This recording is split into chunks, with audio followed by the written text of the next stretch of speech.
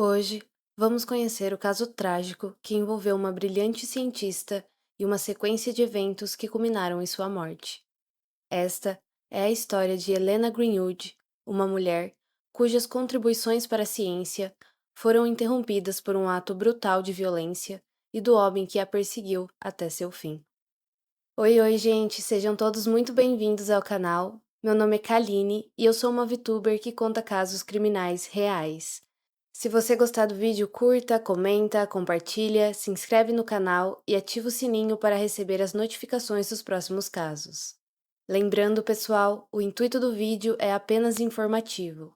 Não estamos aqui para difamar, caluniar ou julgar as partes envolvidas, principalmente a vítima e seus familiares. Sem mais atraso, bora pro caso.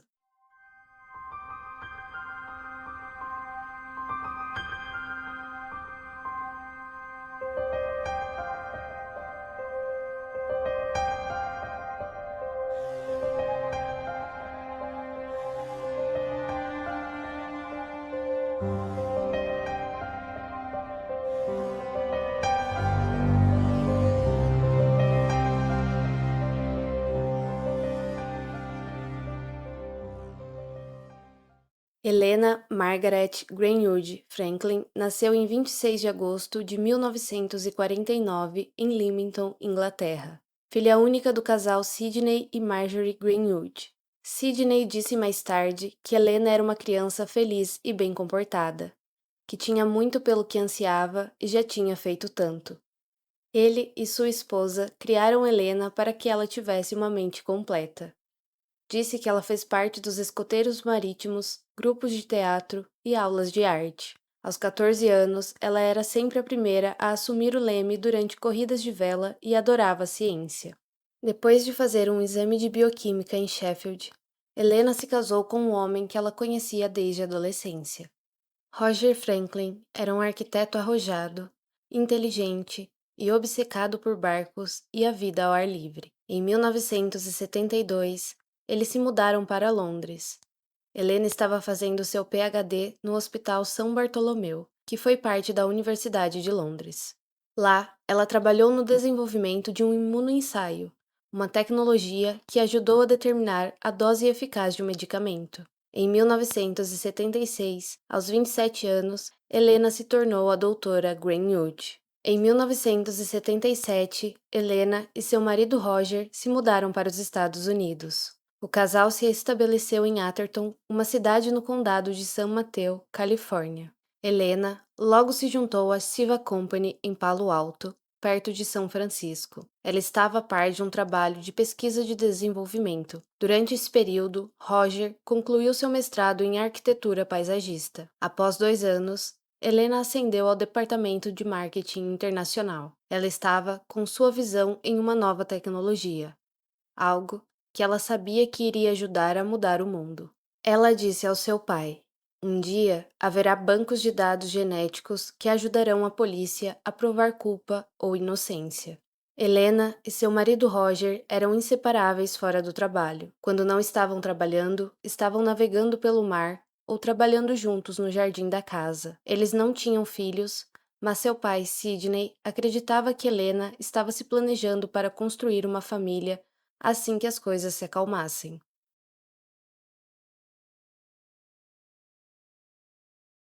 Em 7 de abril de 1984, Roger estava em Washington a trabalho e Helena estava sozinha em casa. Por volta das 22h20, ela foi para seu quarto, começou a ler um livro e adormeceu. Cerca de 1 hora depois, ela foi acordada por um homem alto que estava se movendo pelas sombras de seu quarto. Não era possível ver seu rosto, pois ele estava usando um capuz de moletom bem apertado, deixando apenas seus olhos descobertos. Em sua mão esquerda, ele segurava o que parecia ser uma arma e na direita, uma lanterna. Mais tarde, em seu depoimento, Helena disse que se sentou na cama e puxou os lençóis firmemente em volta dela.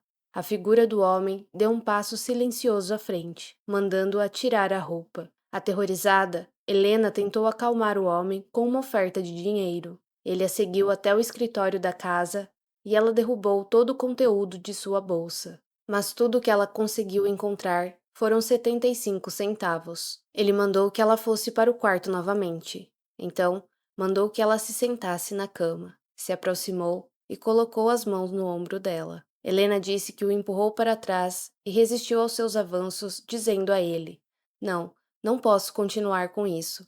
Não quero fazer isso. Mas infelizmente, isso não adiantou. E então, ele abusou dela e a assaltou antes de fugir. A polícia então foi chamada. Eles investigaram toda a cena, mas as únicas evidências que encontraram foram o esperma na fronha do travesseiro e uma digital em um bule de chá. Após fazerem análises dessas evidências, descobriram pelo esperma que o autor do crime tinha sangue tipo O. A impressão foi checada no sistema, mas nenhuma correspondência foi encontrada. No dia 9 de abril de 1984, Steve Sheput, sargento que estava responsável pelo caso de investigação do ataque, pediu para que ela contasse tudo o que se lembrava sobre aquela noite. Ela disse que calculou que ele tivesse entre 22 a 28 anos, cerca de 1,90 de altura, corpo atlético e que ele tinha olhos escuros. 11 meses depois, a atenção do detetive Steve foi direcionada para um relatório da cidade vizinha, Belmont, cerca de 9,5 km de Atherton. Um homem foi pego se tocando na frente da janela do quarto de uma menina de 13 anos. Ele usava um moletom com capuz cobrindo seu rosto. Parecia ser o mesmo disfarce do agressor de Helena. Ele estava sendo procurado por exposição sexual e tentativa de abuso em várias casas de mulheres jovens. Sheput enviou o bule de chá para o laboratório criminal, e a impressão combinava perfeitamente com o suspeito. Seu nome era David Paul Frediani. Frediani era um analista financeiro de 30 anos. Trabalhava para uma empresa de administração de propriedades. Era formado em contabilidade, um cara de poucos amigos, ganhava um bom dinheiro e morava com sua esposa Audrey. Steve foi até o apartamento de Frediani em São Francisco, bateu na porta e disse que precisava conversar com ele. Perguntou se ele tinha algum familiar em Atherton. Após mencionar isso, Steve notou que Frediani começou a ficar com a respiração acelerada. Ele disse que o seu vice-presidente da empresa morava lá. Steve então perguntou se ele havia abusado de uma mulher, e ele respondeu que não. O detetive disse: Então, temos uma impressão digital encontrada em um bule que o agressor tirou do parapeito da janela. Nesse momento, foi como se tivessem dado um soco em Frediani. Nesse meio tempo, Helena e seu marido Roger haviam se mudado para Del Mar, em San Diego. Lá, 3 jovens cientistas e empreendedores criaram uma empresa chamada GenProbe. Eles eram pioneiros em uma sonda de DNA que poderia diagnosticar doenças infecciosas com mais rapidez e precisão. Porém, faltava para eles uma cientista que pudesse ajudar a convencer os médicos e seus fornecedores sobre o que estavam oferecendo. Então, Helena, com 35 anos, foi contratada como vice-presidente dessa nova empresa. Helena estava tentando criar kits de testes menores. Ela queria fazer um teste de DNA tão simples quanto poderia ser. Ela participou de diversas reuniões com outras empresas para desenvolver outro de seus sonhos: testes forenses de DNA. Sidney, pai de Helena, e Marjorie, sua mãe, visitavam sua filha com frequência. Ele disse que nunca tinha visto sua filha tão feliz. Então, em abril de 1985, seu telefone tocou. Roger atendeu a ligação. Quando voltou, Helena viu a preocupação em seu rosto. Ele disse: É o sargento Steve. Eles prenderam um homem. Você vai precisar testemunhar em 3 semanas. Em maio de 1985, Helena testemunhou em uma audiência preliminar. Ela notou semelhanças entre David e seu agressor, como altura, tipo físico e o tom de pele. Porém, não conseguiu fazer uma identificação positiva. Mesmo ela não afirmando com certeza sobre a identificação de Frediani, a polícia tinha a impressão digital, que era compatível com a de Frediani, e isso foi suficiente para convencer o juiz que ele deveria ser julgado por agressão sexual e porte de arma. Foi definido que em setembro de 1985 ele seria julgado e Helena seria chamada novamente para dar seu depoimento. Após isso, Helena foi para a Inglaterra para ficar perto de sua mãe, que estava nos estágios finais de leucemia. Poucos dias depois, a mãe dela faleceu.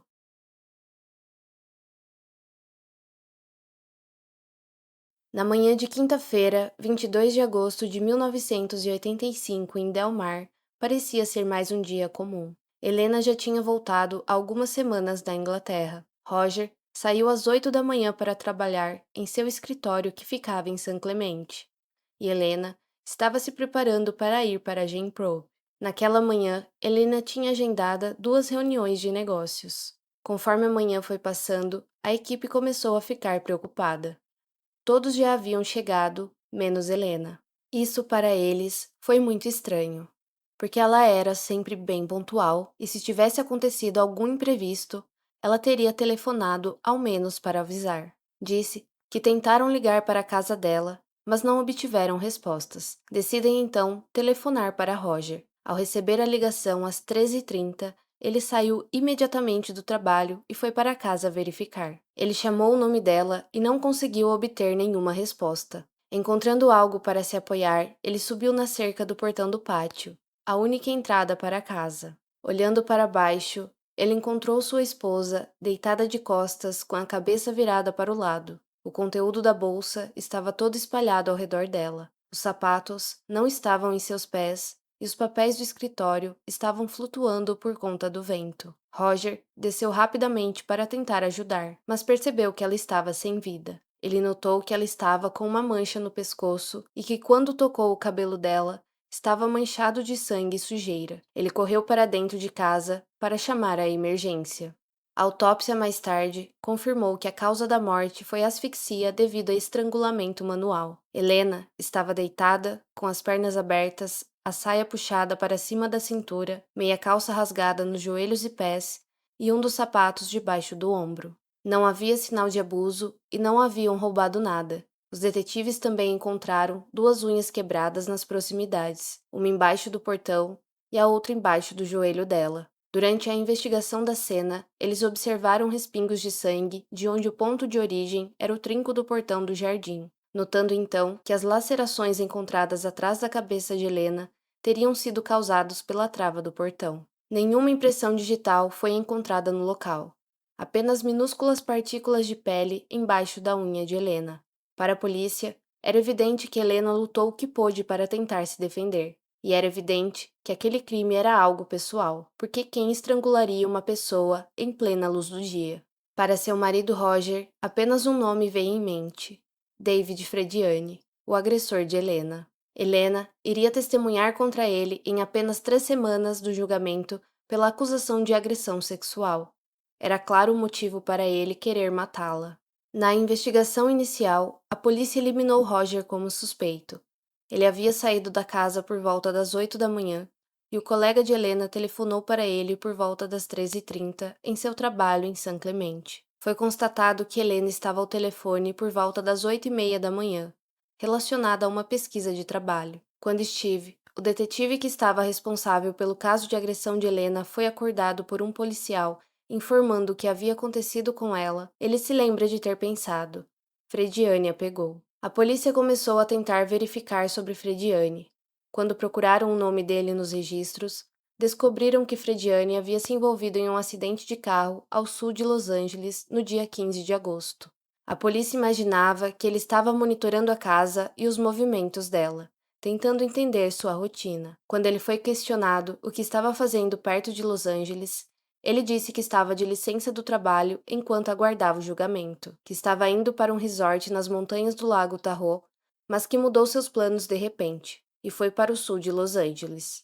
3 meses após o assassinato, eles encontraram um vizinho de Frediani que alegou ter visto arranhões no rosto e pescoço de Frediani depois de 22 de agosto. A polícia tinha informação de que o carro havia quebrado, tinha os arranhões e uma cobrança no cartão de crédito no sul da Califórnia. Porém, não eram suficientes para colocar Frediani na cena do crime. Sidney, pai de Helena, implorou para os detetives usarem um novo teste de DNA. Mas em 1985, testes de tecidos e fluido corporais ainda eram muito limitados. As amostras tinham que ser muito maiores do que qualquer coisa encontrada no corpo de Helena. Para Sidney, a vida havia lhe dado uma rasteira. Perdeu sua esposa para a leucemia e depois o assassinato de Helena. Nem ao menos conseguiam capturar seu assassino. Ele e Roger começaram a bater de porta em porta, para tentar descobrir se os vizinhos ouviram alguma coisa. Um vizinho disse que por volta das 8h45 da manhã,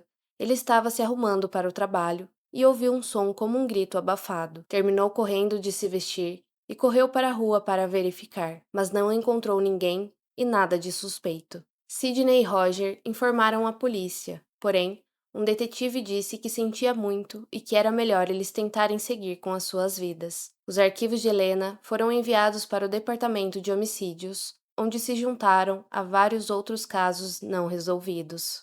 Em 1998, o Departamento de Polícia de San Diego reabriu 300 casos não resolvidos, alguns datados da década de 1930. Laura Haley, de 49 anos, uma detetive de homicídios do condado de San Diego, estava designada para o departamento desses arquivos. Ela tinha escutado sobre o caso de Helena na década de 80. Sabia que Roger havia voltado para o norte da Califórnia, onde acabou se casando novamente e teve 2 filhos, e que Sidney, pai de Helena, havia voltado para a Inglaterra. Frediani havia sido julgado pelo caso de agressão, onde o depoimento de Helena havia sido admitido. Ele apelou 2 vezes e venceu. Pouco antes do terceiro julgamento, ele entrou em um acordo de confissão, onde ele foi condenado a 6 anos de prisão, porém em 3 anos já estava em liberdade. Estava claro para Laura que, após analisar todas as evidências, Frediani tinha todos os motivos para querer matar Helena. Ele teve tempo e oportunidade de silenciar a testemunha-chave de sua acusação, acreditando que se não houvesse vítima, não poderia haver um julgamento. Após verificar as caixas de arquivos e pertences de Helena, que estavam guardados no departamento de polícia, Laura encontrou 2 envelopes lacrados por 13 anos. Dentro deles, continha as unhas cortadas de Helena durante a autópsia. Laura acreditava que agora a tecnologia poderia ajudar a solucionar esse crime. A própria tecnologia que Helena tinha tentado desenvolver poderia agora analisar os menores fragmentos de DNA e identificar um indivíduo pela composição genética única. Após analisarem as minúsculas partículas, descobriram que combinavam com o DNA de David. Laura telefonou para Sidney contando que iriam prender o assassino. Sidney ficou muito feliz em saber sobre isso e tinha certeza que Helena ficaria fascinada por saber que o que ela tinha falado para ele há muitos anos atrás estava se cumprindo na ciência. Sidney contou a Laura que Roger havia morrido poucos meses antes de câncer no pâncreas e, infelizmente, não teve a chance de ver a justiça sendo feita para Helena. Sidney também não se encontrava bem. Ele próprio estava com câncer de próstata, mas a notícia de que o assassino seria pego fez com que seu rosto se iluminasse novamente. A descoberta de que o DNA de David era compatível levou à sua prisão em 15 de dezembro de 1999. David foi acusado de assassinato, mas ele novamente se declarou inocente, mantendo sua história de que estava em São Francisco quando Helena foi morta. Mas é claro que o júri não acreditou nele. Agora, tinham as provas de que ele era o assassino. Em 29 de janeiro de 2001, David Paul Frediani, agora com 46 anos, foi condenado pelo Tribunal Superior do Condado de San Diego pelo assassinato de Helena Greenwood em 1985. Ele foi condenado à prisão perpétua, sem possibilidade de liberdade condicional. Laura ligou para um familiar de Sidney que disse que ele estava quase inconsciente e incapaz de falar. Então, pediu para uma vizinha que estava cuidando dele contar que o assassino foi considerado culpado e que nunca mais sairia da prisão. Disse que ele acenou com a cabeça e que ficou feliz ao saber da notícia. 11 horas depois, ele faleceu, juntando-se à sua esposa e única filha. Apesar de ter falecido jovem, Helena sempre será lembrada pela ótima cientista e pesquisadora na leitura de DNA. Ela era uma mulher que estava à frente do seu tempo, que ajudou a moldar uma das ferramentas mais importantes da ciência forense. Uma ferramenta que acabou sendo crucial para prender seu assassino e trazer justiça para ela. Agora, deixo aqui uma reflexão para vocês e, se caso quiserem deixar a resposta nos comentários, fiquem à vontade. Até que ponto o avanço da ciência forense, como a análise de DNA, pode trazer justiça para vítimas de crimes há muito tempo não resolvidos? Espero que tenham gostado do caso de hoje e, se souberem de alguma informação que eu não coloquei no vídeo, é só deixar aqui nos comentários. Até o próximo caso!